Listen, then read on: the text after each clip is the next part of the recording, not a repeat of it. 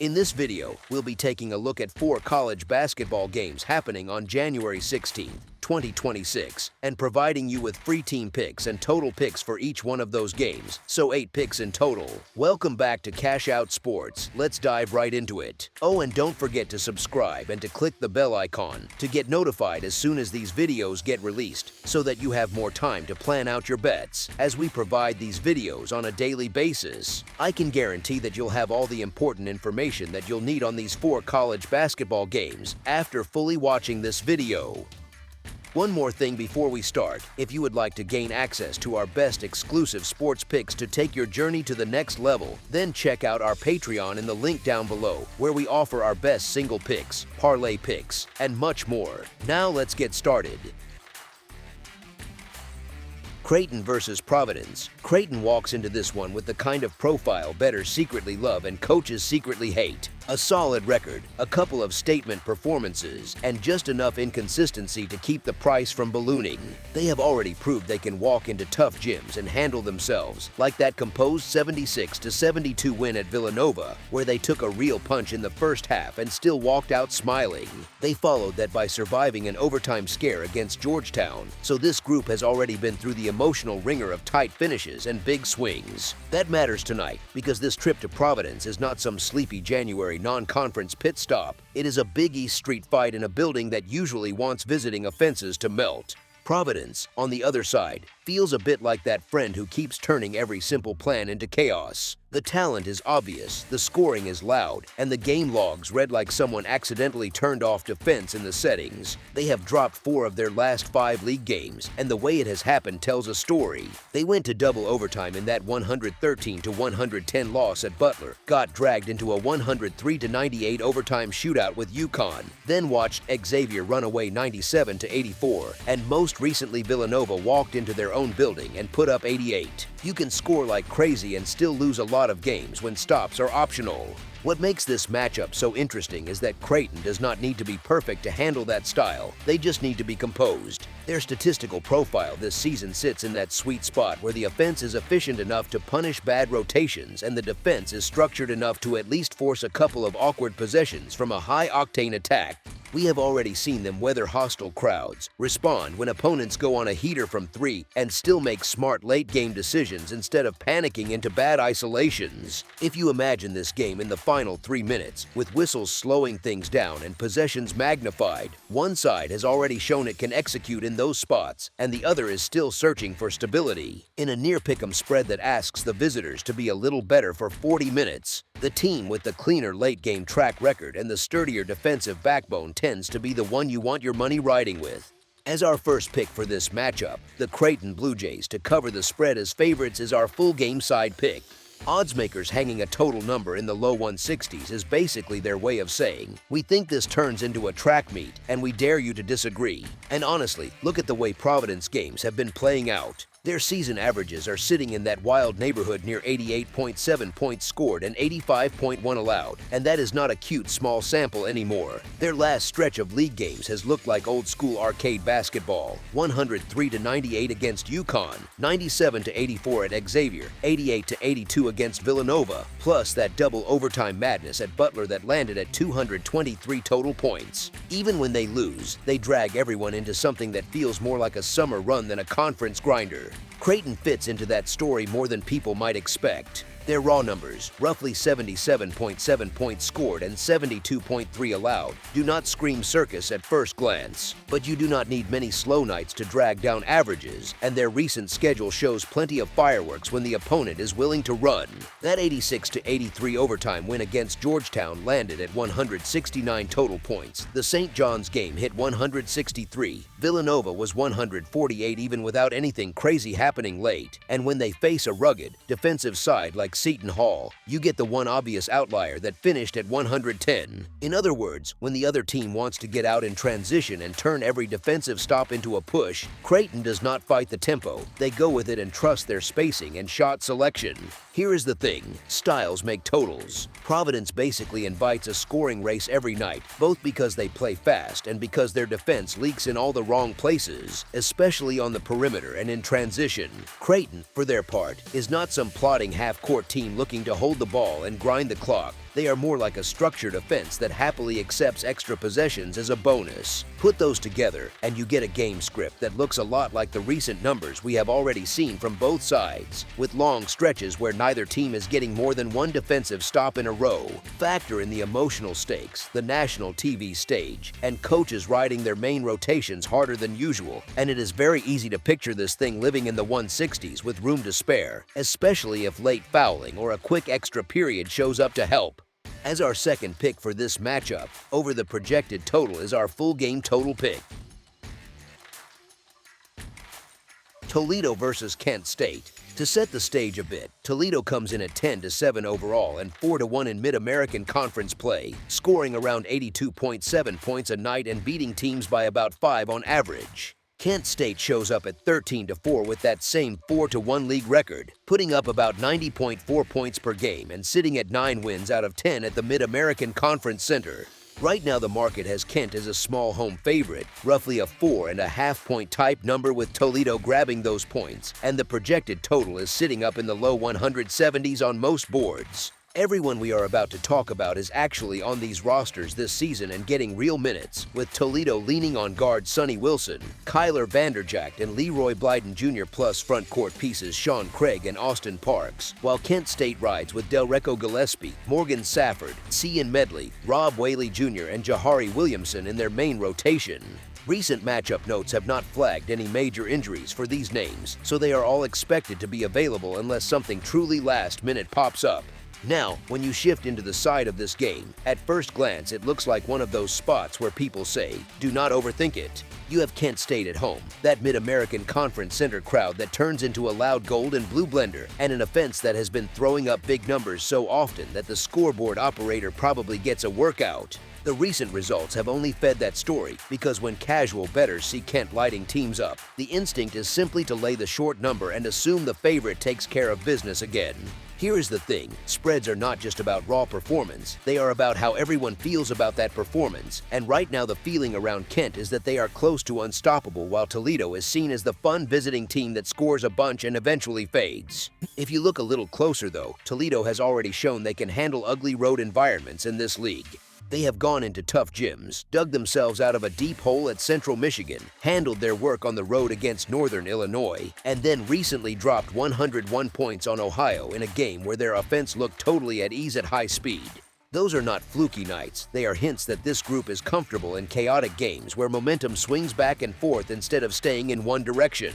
On the flip side, the Big Kent highlight clips that are floating around come from games that were a lot more coin flip than coronation, like the 96-93 track meet against Bowling Green, the 87-81 game at Buffalo, and that 85-87 stumble at Central Michigan where a double-digit favorite tag slipped right through their fingers. That is not some deep indictment of Kent, it is just the natural randomness of college hoops, and randomness is exactly what tends to keep underdogs hanging around longer than the spread suggests. Toledo is also built in a way that travels well in conference play.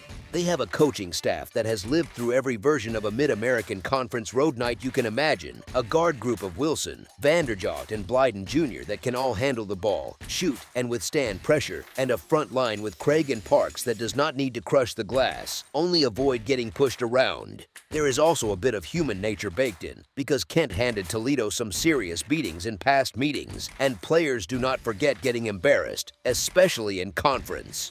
So when you put the perception of an unstoppable home favorite next to a road team that is actually battle-tested, healthy, and built to stay calm while the gym is spinning, that small handful of points suddenly starts to look more like a cushion than a trap. In a matchup where both sides can trade punches for the full 40 minutes and where late whistles and a couple of timely threes can completely flip the scoreboard against the number, giving that kind of breathing room to the underdog feels a lot more meaningful than it looks on the surface. As our first pick for this matchup, the Toledo Rockets to cover the spread as underdogs is our full game side pick. The total number up in the 170s is basically the book saying, we think this turns into a pure track meet. It is easy to see why that sticker price is so high. Kent State is averaging over 90 a night, Toledo is north of 80, and the recent box scores look like someone switched fatigue off in the settings, with Kent playing that 96-93 thriller against Bowling Green and the 87-81 contest at Buffalo, and Toledo hanging that 101-85 result on Ohio. On the surface it screams, points everywhere. But once you step back and ask what has to happen for that kind of total to land in the middle most of the time, the story becomes a little more complicated. Let me explain. Tempo-wise, Toledo is fast but not wild. They live in that high 60 possessions range more often than not, where they push when it is there but are fine running real half-court sets. Kent is quicker, somewhere in the low 70s in terms of pace, but they are not a full-court pressure team that is trying to turn every possession into a sprint drill. On top of that, Kent is one of the better defensive rebounding outfits in the conference, with Gillespie cleaning the glass and killing a lot of second-chance madness before it starts. That kind of work on the boards quietly takes volatility out of the game, because instead of 3-shot possessions and scramble threes, you get one look and then you are jogging the other way. Toledo's offense, for all its scoring, is not built on constant early clock bombs. They get a lot of their value from spacing, driving lanes, and picking good shots, and that style naturally stretches some possessions out, especially when they are on the road and catching points. Historically, in those underdog spots, this staff has not been afraid to slow things down for stretches, trust their execution, and choke a little bit of air out of the game when needed. Layer on the conference angle, both teams know each other's favorite actions, they have fresh film from the last week, and coaches in these games are quicker to burn a timeout, switch a coverage, or throw in a different look if the game starts to tilt into pure chaos. So even though both sides wear the label of high-scoring teams, the chess match factor nudges things away from a full 40 minutes of free-flowing offense. That is why the placement of the number matters. If this total sat in the mid-160s, you could nod along and say that feels about right for two hot offenses with this kind of reputation. Up around the 170-point mark, you are suddenly asking for made threes, a friendly whistle, and sustained pace all pulling in the same direction. There is not much room left for a cold stretch from either side, a bit of early foul trouble that shuffles a rotation, or one team choosing to slow it down and squeeze the clock to nurse a single possession lead in the final minutes. The more you trust the underlying possession counts, the defensive rebounding from Kent, and Toledo's willingness to play real half-court offense for chunks of the night, the easier it is to imagine a game that still looks like a shootout on the eye test, but lands just short of the number that oddsmakers hung. As our second pick for this matchup, under the projected total is our full game total pick. Baylor versus Kansas. Kansas at home in Allen Fieldhouse is almost a character in this story by itself, not just a location. For about 2 decades, that building has turned visiting teams into background extras, with Kansas winning something like 93 to 94% of their home games there, which is absurd when you actually think about it. That history is baked into the number, though.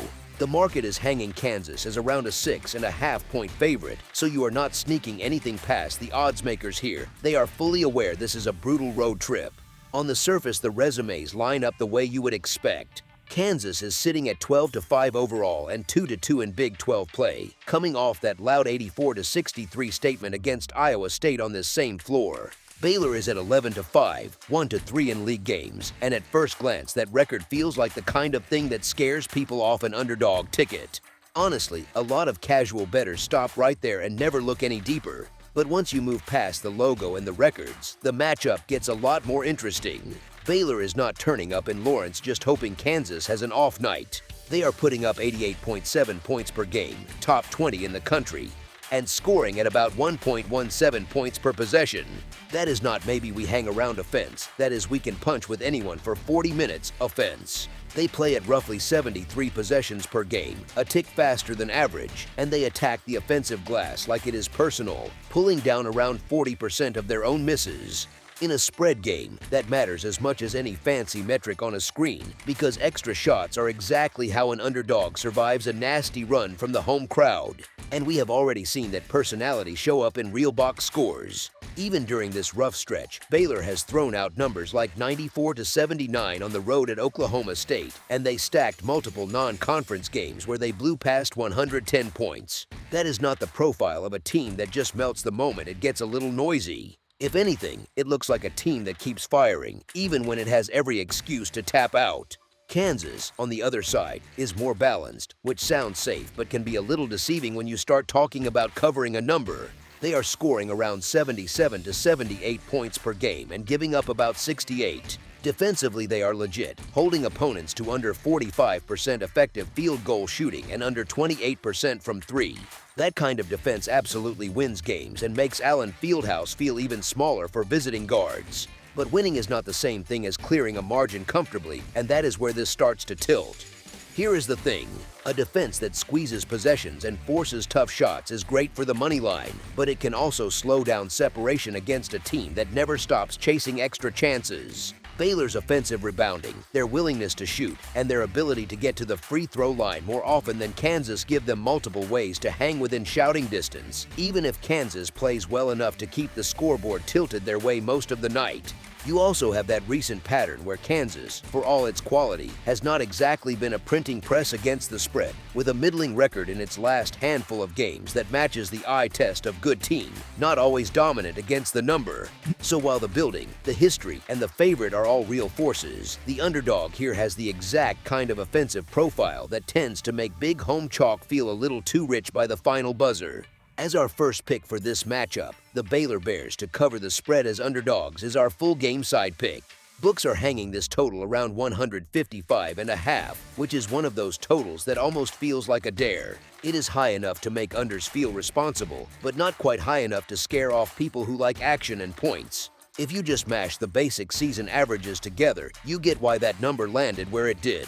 Baylor is scoring those 88.7 points per game and allowing about 74.6. Kansas is putting up 77.9 and giving up 67.8. One pile of math screams mid-160s, the other whispers low 140s, so you end up with a number living right in the middle that tries to respect both the firepower and the defenses. Tempo fills in the gaps. Neither team is a pure track meet, but both live above the national average, hanging around that 71 to 73 possession range.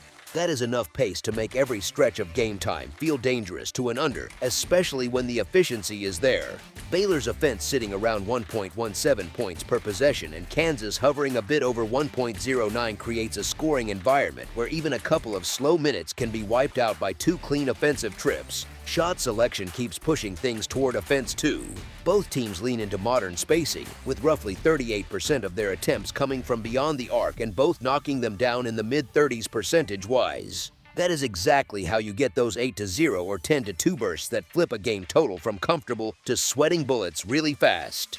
And because Baylor crashes the offensive glass so hard, their missed threes are not always the end of a possession. Second chance points are one of the sneaky ways overs get there even when it feels like a defense has done its job on the first shot. Kansas brings its own twist. Their defense is strong enough to force tough looks, but whenever they do get a clean stop and secure the rebound, they can turn it into early offense. So you get this rhythm where either Baylor scores quickly or Kansas gets to run back at a defense that is not fully set. Layer on the fact that both teams draw fouls at a healthy clip and live in that low to mid-70s range at the free throw line, and you are suddenly talking about a game with a lot of chances for the clock to stop while points keep getting added. If you have ever sweated an under while watching a parade of free throws, you know that feeling in your stomach. Recent results do not guarantee anything, but they hint at the ceiling here. Baylor just played that 94-79 game at Oklahoma State, which landed on a total of 173. Kansas has had its own mini outbursts, hanging numbers in the high 70s to mid-80s, including that 84-63 win over Iowa State. Put that style of game into a matchup where both offenses are efficient, the pace is a little higher than average, and the three-point and free throw profiles both lean toward scoring, and you get a script that naturally drifts toward the 160s more often than it falls 12 or 15 points short of this total. As our second pick for this matchup, over the projected total is our full game total pick. Marquette versus DePaul. Friday night in Chicago, you get that mix of cold air outside and warm noise inside Wintrust Arena, and right in the middle of it sits a Big East meeting where both fan bases are a little tense already. DePaul comes in at 10-7, Marquette at 6-12, and that looks simple enough on the standings page, but it does not really tell the whole story about where these two are mentally right now. DePaul is a small favorite at home, sitting in that 3.5-point range, the kind of number that says the market respects the building and the record, but is not ready to crown anyone yet. Marquette, on the other side, feels like that team your friend swears is better than its record. Then you check the recent results and see 8 losses in the last 9 and start wondering how many bad breaks one group can have before it becomes a personality trait. Here is the thing though, desperation is not evenly shared here. Marquette is still looking for its first true road win of the season, which is embarrassing by their recent standards, but they are not getting blown out every night. They are just living life on the knife edge and slipping off it a little too often. They lost that tight one to Villanova by 3, had stretches of real life before getting run over by St. John's, and those performances fit the broader picture of a team that plays fast, takes risks, and sometimes pays for it in very loud, very public ways. DePaul, by contrast, is not some juggernaut. It is more like the responsible roommate in this matchup, a little steadier, a little more defense first, holding opponents in the high 60s on average and trying to win more with control than chaos. Stylistically, that sets up a really fun tension. Marquette still wants to play in the low to mid 70s in possessions, use pressure, and turn this into a game where you feel like you are watching a pinball machine. DePaul is only a touch slower, so we are not talking about a crawl, but their comfort zone leans toward grinding, forcing mistakes, and trusting that they will make fewer bad decisions over 40 minutes at home. That is great if you want to win, but it is not always friendly to covering numbers that ask you to win by multiple clean possessions, especially against a team that refuses to go away even when it looks like it probably should. Now, let me explain why the personnel picture quietly nudges this toward the visitors, keeping things tight. On the Marquette side, every name we are talking about here is confirmed on the current roster, with Chase Ross as the veteran guard, Nigel James Jr. as the breakout freshman, Ben Gold as a stretch forward, and Sean Jones handling backcourt duties when healthy. The verified wrinkle is that Gold and Jones are both officially listed as questionable, ankle and foot respectively, and a group of young forwards, including Nash Walker, Ian Miletic, and Sheik Pearson, are sitting this season out on red shirts. So you have a rotation that is a little thinner than the logo suggests, but still built around guards who can create and wings who can crash the glass enough to punish a defense that is not elite on the boards. DePaul's core checks out as well. Names like C.J. Gunn, N.J. Benson, Layden Blocker, R.J. Smith, and Jeremy Lawrence are all on the active roster sheets, and they make up the backbone of what is now a tougher, more structured Blue Demons team. The confirmed injury piece is that Amsal Delalic is out for the year with a torn ACL, which trims some of their wing depth, and Lawrence is listed on public reports as dealing with an undisclosed issue that leaves his status uncertain rather than guaranteed. That does not blow up their game plan, but it does mean they are 1 or 2 fouls away from asking role guys to play a little higher on the difficulty meter than ideal, especially if Marquette keeps pushing pace and attacking closeouts. And when you put all of that together, you get a matchup where the home side probably feels more trustworthy, but the road team feels more volatile in a way that is actually friendly to the number. Marquette has been living in games that swing on 1 or 2 late possessions. They have just been losing those moments, and a spread in this small range is basically a bet on whether that pattern continues perfectly or whether regression finally taps them on the shoulder for once. If this turns into the kind of weird Big East game where both teams trade runs, the whistle gets tight, and you are sitting there in the last 4 minutes thinking, of course this is coming down to one shot again. Those extra points in your pocket start to feel less like decoration and more like the whole story. As our first pick for this matchup, the Marquette Golden Eagles to cover the spread as underdogs is our full game side pick.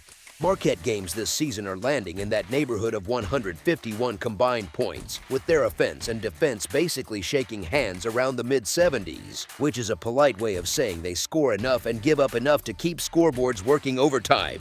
DePaul games, on the other hand, hover closer to the low 140s, roughly low 70s scored and high 60s allowed, so when you blend those profiles, you land a couple of ticks above where this total sits in the low 140s. Honestly, that alone already makes the number feel a little modest. The tempo piece backs it up without turning this into a spreadsheet lecture.